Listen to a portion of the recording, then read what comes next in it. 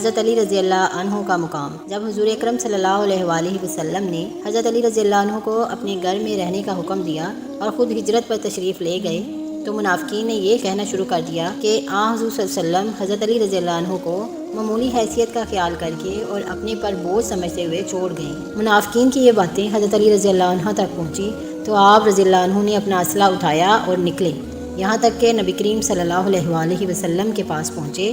حضور صلی اللہ علیہ وآلہ وسلم اس وقت مدینہ کے قریب مقام جرف میں ٹھہرے ہوئے تھے۔ حضرت علی رضی اللہ عنہ کی آنکھوں میں آنسو بھر آئے اور عرض کیا، اے اللہ کے نبی صلی اللہ علیہ وآلہ وسلم، منافقین یہ کہہ رہے ہیں کہ آپ صلی اللہ علیہ وآلہ وسلم مجھے اس لیے چھوڑ آئے ہیں کہ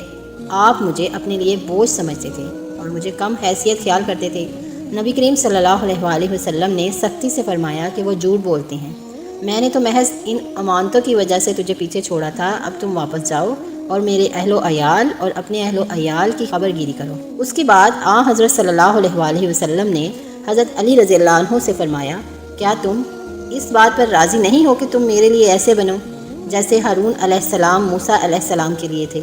مگر یہ کہ میرے بعد کوئی نبی نہیں ہوگا۔ یہ سن کر حضرت علی رضی اللہ عنہ کا رنج و غم دور ہوا اور ہونٹوں پر مسکراہٹ کی لہر دوڑ گئی۔ پھر آپ رضی اللہ عنہ مکہ واپس آ گئے۔